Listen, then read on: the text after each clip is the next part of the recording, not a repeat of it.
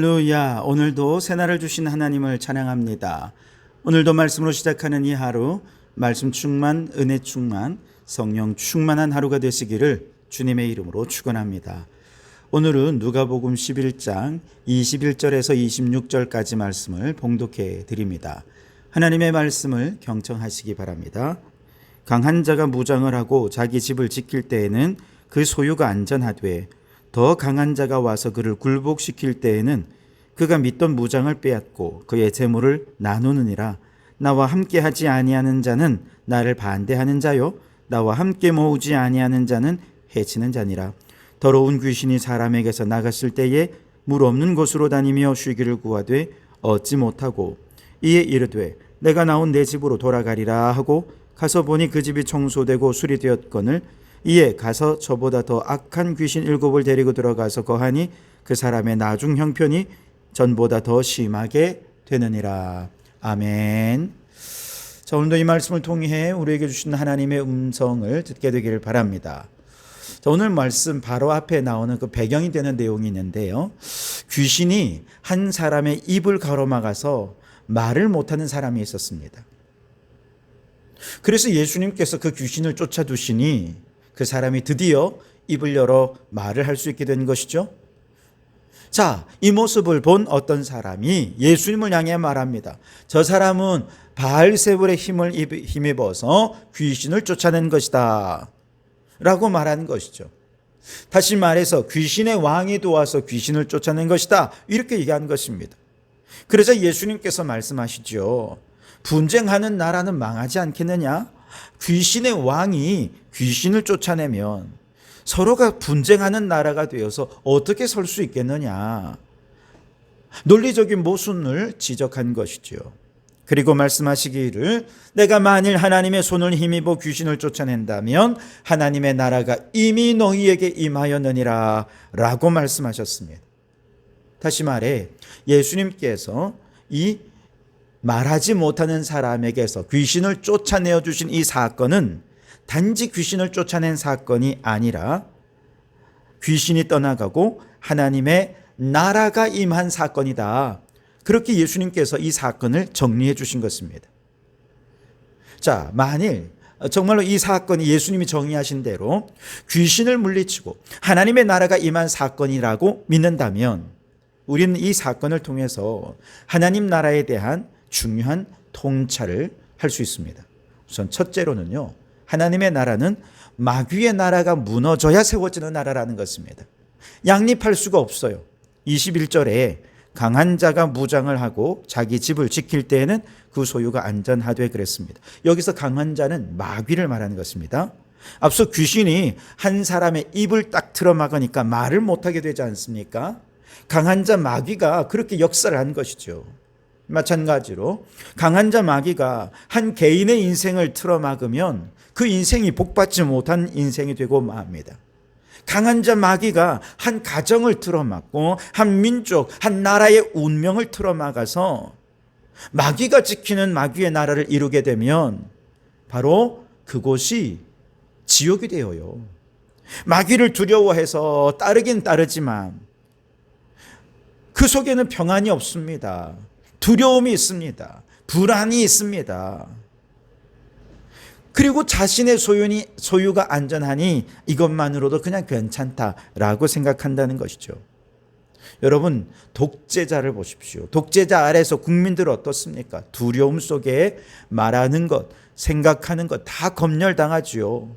그래서 불온소적도 읽으면 안 되고 건전하지 못한 노래는 아예 금지곡으로 지정당해서 부르지도 못하고 그렇게 모든 것이 검열되고 잘려서 위축되고 불안하고 두렵습니다. 그렇게 억압 속에 있으면서요, 사람들은 생각하죠. 아이고, 나만 안 당하면 돼.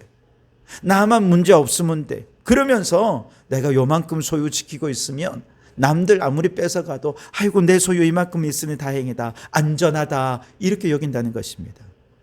마귀가 다스리는 나라에서는 두렵고 불안하고 억압받고 있지만 다른 곳에는 눈 가리고 입 막고 그냥 이만하면 안전하다 그렇게 말하는 나라가 마귀의 나라라는 것이죠.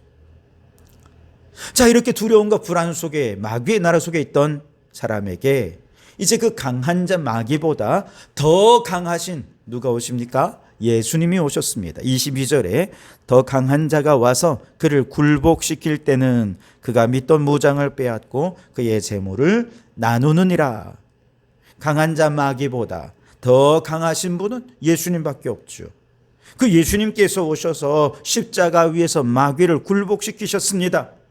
그리고 모든 무장을 해제시키신 것이죠. 그러니 말 못하던 자가 말하게 되고 못 듣는 자가 듣게 되고 포로된 자, 갇힌 자가 자유함을 얻게 됩니다. 모든 억압되어 있던 재물들은 다 나누고 베풀게 되죠. 이전보다 훨씬 자유롭고 풍성하고 평화로운 나라에서 진정한 평안을 누리게 되는데 바로 이것이 예수님이 다스리는 그의 나라가 됩니다. 이처럼 강한 자 마귀와 더 강한 자 예수 그리스도 사이에 전쟁이 일어나는 거죠.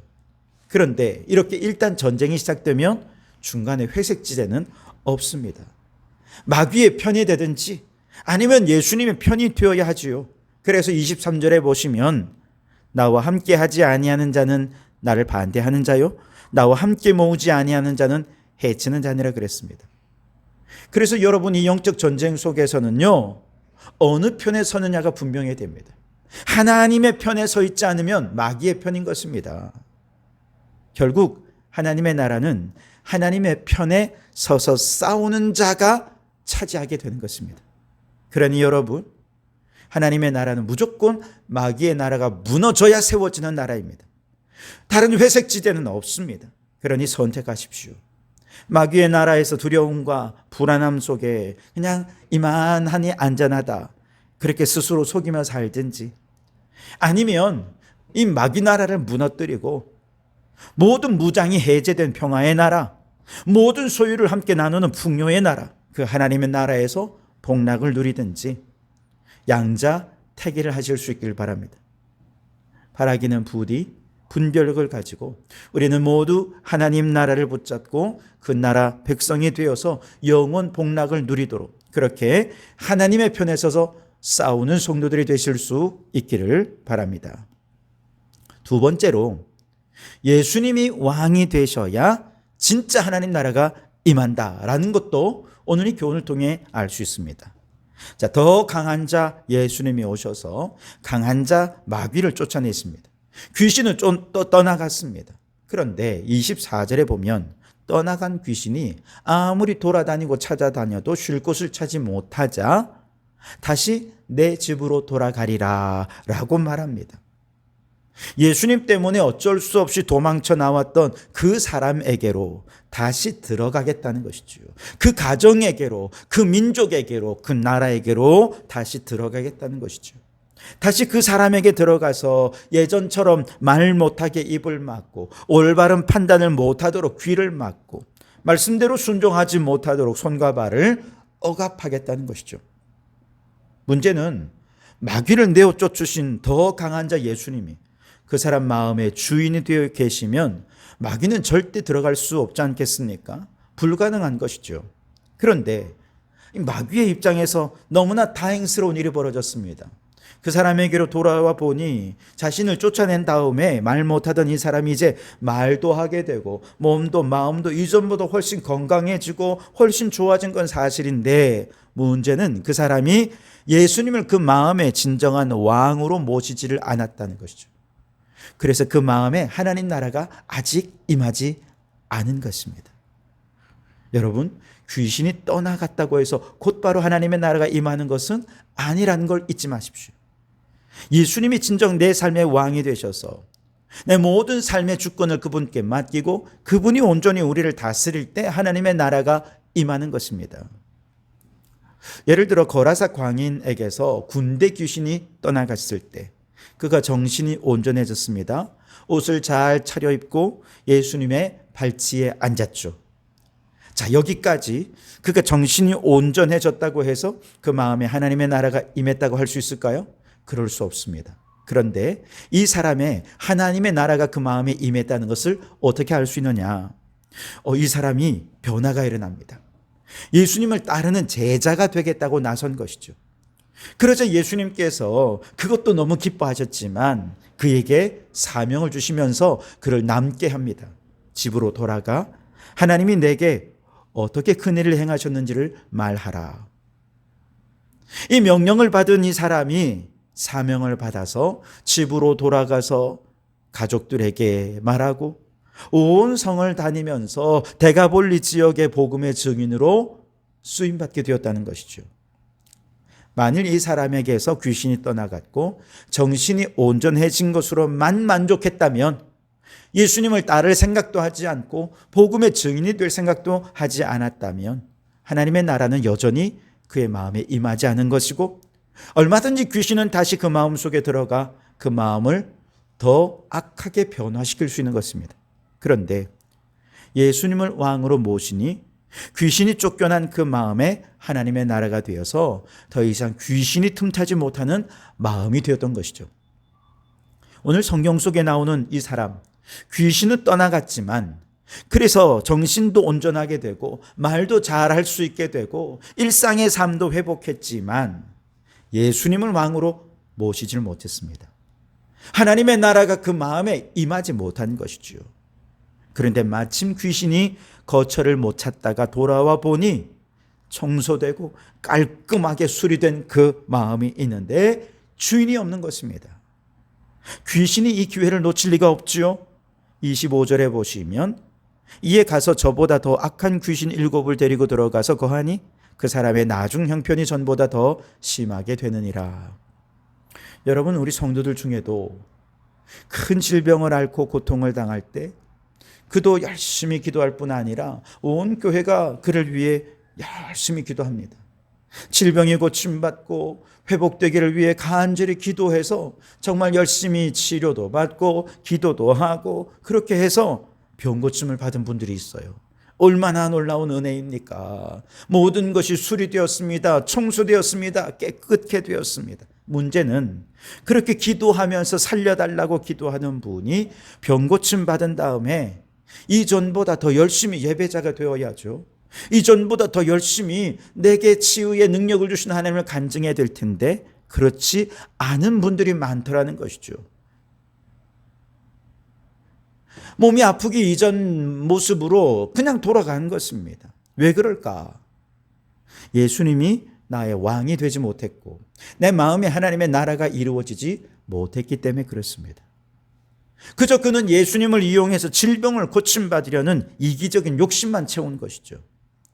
그러니 여전히 내가 주인 되고 내가 원하는 삶을 살고 있는 것이고 예수님은 여전히 나에게서 그냥 도구로만 쓰임받는 존재가 된 것이죠. 이럴 경우 어떻게 됩니까? 이전보다 더 영적으로 악한 자가 되어서 하나님의 심판을 받을 수밖에 없을 것입니다. 떠나간 귀신은 반드시 다시 돌아올 수 있는 것이죠.